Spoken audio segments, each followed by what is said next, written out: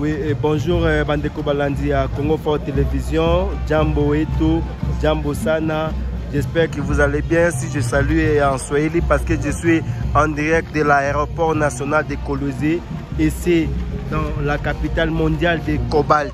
Voilà ce qui ressemble l'aéroport de Kolwezi pendant les 18 ans de Kabila à Tabinomoko. Botala salon, cafétéria et salon d'honneur. Pendant les 18 ans, il y a Joseph Kabila Kabange à la tête du pays, il y a province à Mounene Boyoloko la Kolwezi. Mais regarde seulement 5 ans, je peux dire 6 ans de Fachi Béton. Tala, un grand bâtiment imposant.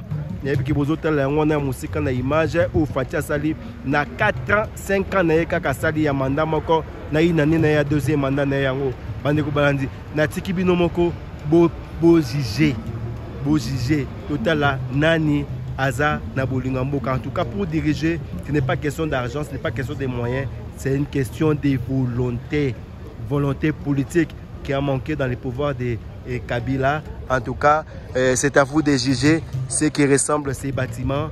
Longtemps duré pendant les 18 ans de Joseph Kabila et les nouveaux bâtiments nouvellement construits déjà, c'est en cours de finition.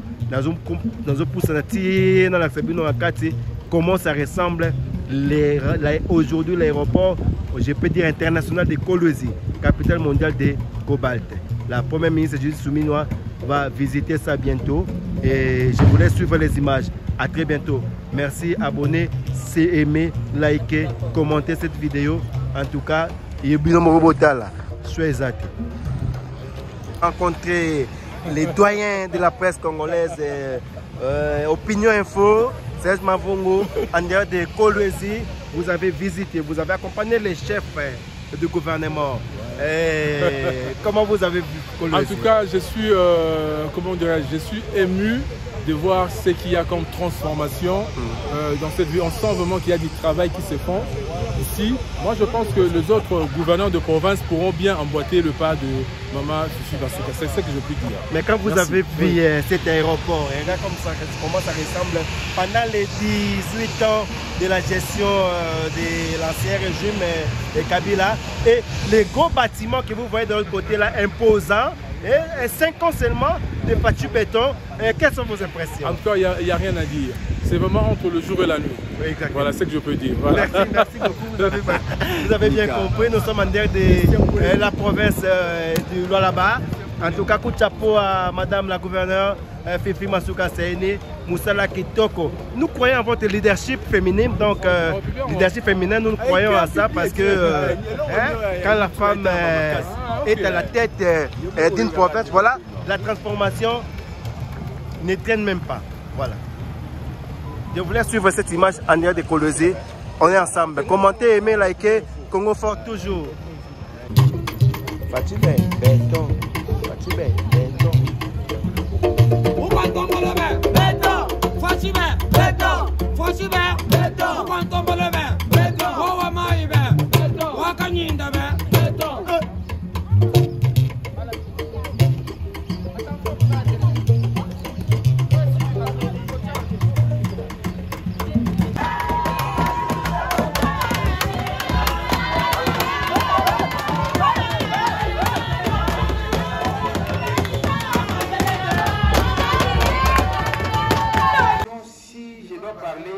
à l'affirmatif ou au conditionnel.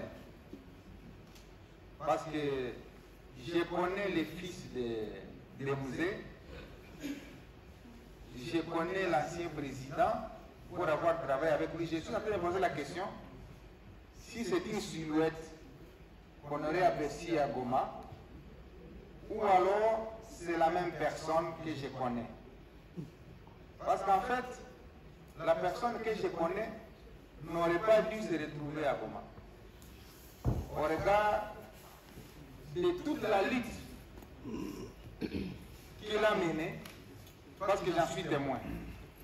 Dans les 30 ans d'instabilité de la RDC, il a quand même 18 ans dans lesquels il a subi en fait la pression rwandaise. Quand vous prenez la guerre qui a éclaté le 2 août, j'étais à Goma, 1998. Quand vous prenez la guerre de Mouteboussi en 2004, quand il a pris la ville de Bukavu. Quand vous prenez la guerre du CNDP entre 2006 et 2007, là je suis gouverneur en 2007, et la manière dont nous avons affronté cette guerre-là, le 29 octobre 2008, Laurent Nkunda voulait prendre la ville de Goma, et le président de la République de l'époque m'appelle à la résistance, pour qu'on résiste. Et je suis resté dans cette ville, et le général John Numbi a atterri le 30 octobre 2008 avec un avion, avec les militaires, pour que nous nous rassurions que nous contrôlions la situation. Et de là est venu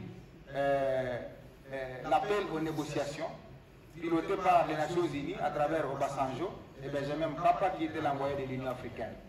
Nous sommes allés à Nairobi négocier et nous sommes revenus en 2009. Et en 2009,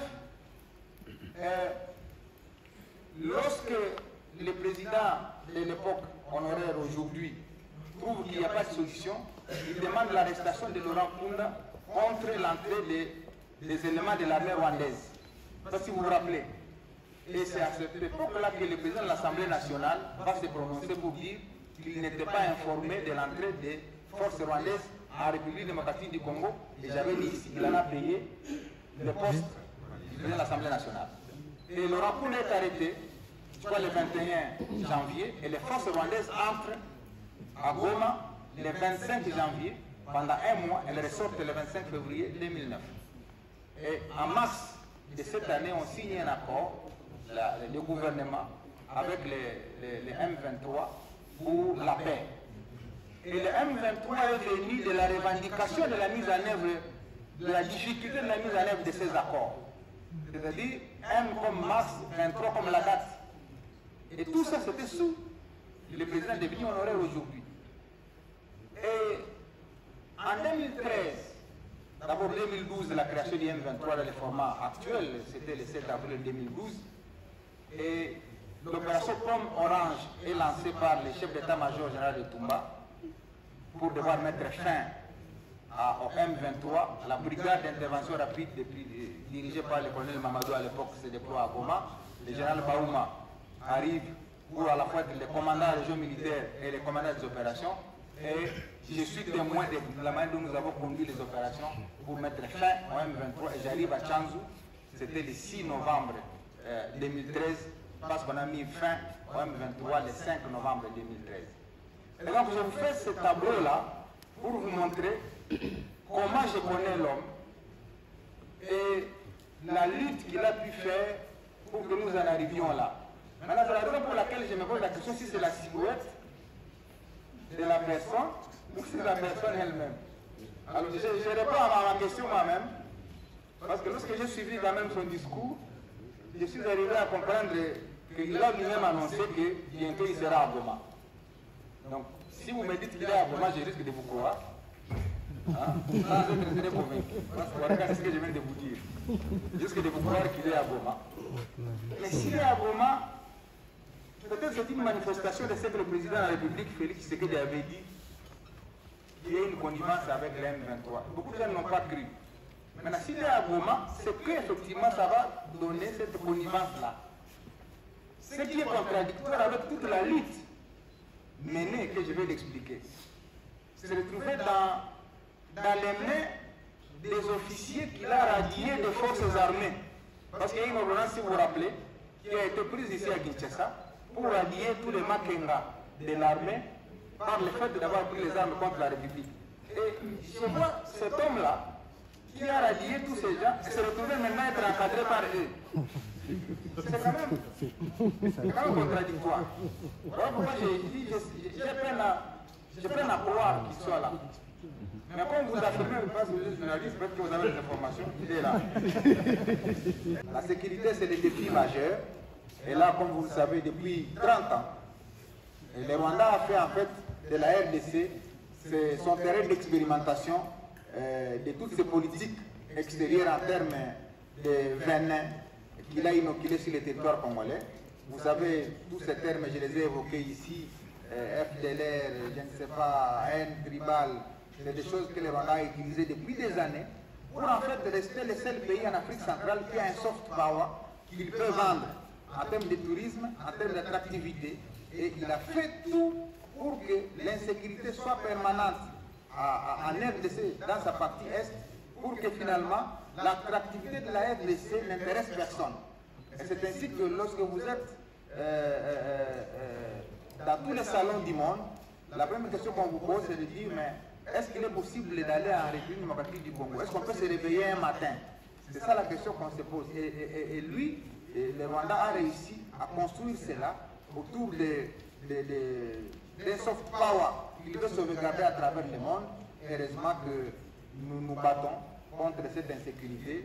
Je sais que des questions viendront aussi de la part des journalistes pour faire un commentaire sur la situation sécuritaire, particulièrement la partie Est, pour voir comment cela implique ou a une implication sur l'attractivité ou les investissements qui doivent être orientés vers la RDC. Voilà probablement ce que je peux dire en termes d'introduction, mais je sais que des questions me permettront de m'étendre largement sur comment le secteur du commerce extérieur constitue véritablement le levier du développement économique de notre pays. Voilà, merci beaucoup, Monsieur le Ministre, de ces phrases introductives. Évidemment, il y a beaucoup de questions parce que lorsque vous dites que les cacao, une tonne de cacao, ça vaut 10 000 $, ça fait réfléchir. Nous étions avec vous à l'occasion du forum qui a été organisé à Beijing avec les Chinois. Lorsqu'on parle du piment, de ce que ça représente, nous avons donc d'autres possibilités qui peuvent nous permettre d'accroître suffisamment notre commerce extérieur grâce à des produits qui viennent du secteur agricole. Heureusement que nous nous y sommes mis. On va commencer la série des questions avec M. Pichu Moulouma. Les massacres de Sake, les massacres de Nyamiono, tout ça, toutes les tueries de Goma, avec le nombre de morts, 10 000 morts à Goma, à Bukavu, toutes les violations. Et donc vraiment, cette personne-là accepte de porter tous ces chapeaux-là à son actif. C'est ça mon interrogation. Pourquoi je dis, je ne sais pas si c'est la personne que je connais. Mais comme vous l'avez dit qu'il est là, donc je il est là. Alors, s'il est donc là, je vous prends au mot. S'il est donc là, je demande à la population congolaise, vraiment, et particulièrement celle du Nord Kivu, j'en appelle à la mobilisation générale. Ce n'est pas possible que cela soit vrai. Ce n'est pas possible que la personne contre laquelle le président s'est battu, à savoir Paul Kagame, que ce soit chez lui où il est passé pour entrer dans la ville de Goma. Je ne peux pas vous croire. Donc, j'en appelle à la mobilisation générale. Les enfants de Goma, les enfants de Massissi, les enfants de Nyiragongo, les enfants de Lubero, les enfants de Beni, ce n'est pas possible. C'est ce qu'on apprend dans les médias. Mais je vais croire lorsque je vois les images. Voilà. Lorsque je vois les images, je vais finalement croire. Mais je sais qu'il y aura beaucoup de questions, mais votre question là, elle va être rappelée plusieurs fois. Mais je suis en train d'écrire ici aussi les 12 points que je peux partager avec vous. 12 questions. Parce qu'il a parlé en 12 questions, je ne sais pas si je vais me rappeler des 12 questions.